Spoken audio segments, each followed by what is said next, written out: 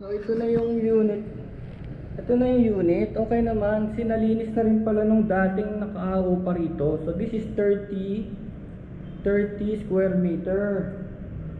Hindi ito yung studio. This is yung studio is 18. This is 30. Medyo malaki. Kaya may division na may divider siya. May divider. No? Tapos may mga cabinets na yan. Noong pa yan. Hindi, walang nagkabit niya. Noong pa yan. Talagang nandyan na yan. And of course may sprinkler system. Ito mga bintana, dito nilalagay yung aircon, no? So ganyan.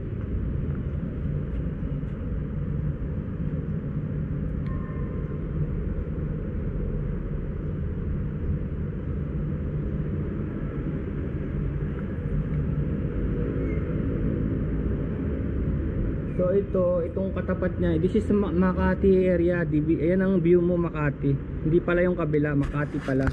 Kasi ito yung Buendia Avenue. Yan sa baba. Nakakalula, no? Tapos sa taas naman, parang halos na sa taas na pala. So yan, yung area na yan. Yan, Alorica, yan yung Buendia. Sa kabila nito yung South Super Highway, Osmeña Highway. Hirap maging Spider-Man. So yan ang veranda niya, yan. So maganda pa rin. Tapos divider, dyan yung aircon. Okay yung sahig. Chinek na namin to last time. May mga pumuputok, inayos. Tapos nalaman ko dun sa guard na ang presyo pala ay mababa. So mababa daw. Dahil ang presyuhan daw dito ngayon ng ganitong unit ay 3.5 million. Yun daw ang presyuhan dito. So yung 2.9 ko is mababa na, no? Pero may kausap na kasi ako doon, kaya inaabangan niya kaya as is na rin siguro. Banyo standard, walang ilaw pinatay ilaw. So may heater dyan, may exhaust. Ayan, CR standard.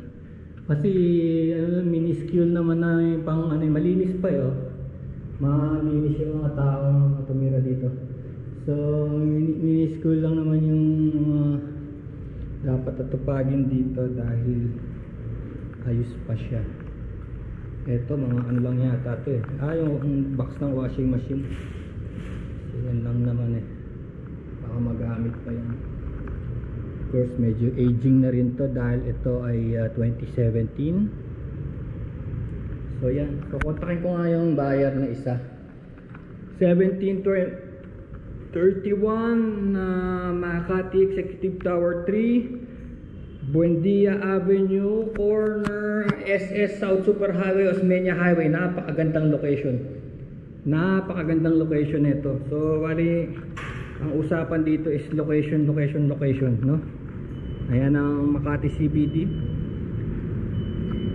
Yan, Makati CBD yan. Pasok ka dyan, andyan na lahat ng mga businesses. Mataas to, malamig, no?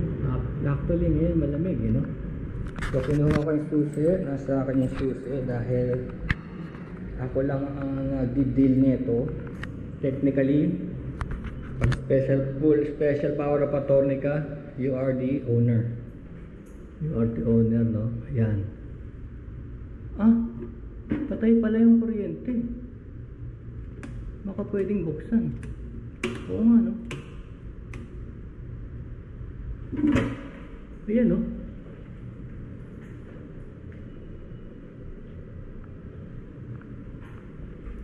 So may ilaw pala. Pinatay lang. O yan, nabuksan ko. May ilaw pala. May ilaw, tubig, hindi pinapatay. No?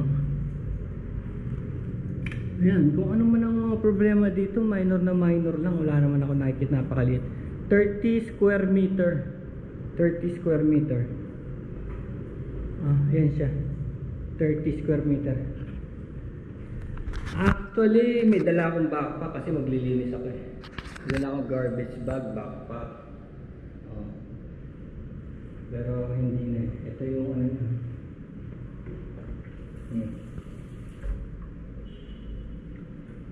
ito yung circuit breaker. Distribution ba? Wow.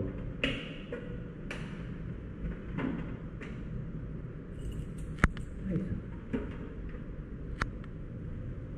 Okay, sige. Kukontakin ko yung mga outlets niya. Kontakin ko yung kausap ko. Kung nandito siya sa Makati, para maipakita ko na rin sa kanya. Ganda nito. 1731 met 3, 30 square meter with divider. That's the view. 2.9M, no? Kasama na lang yung tax, capital gains tax 6%.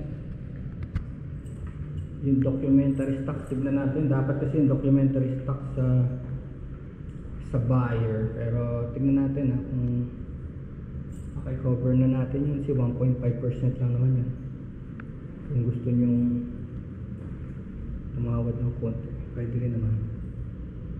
Okay, sige.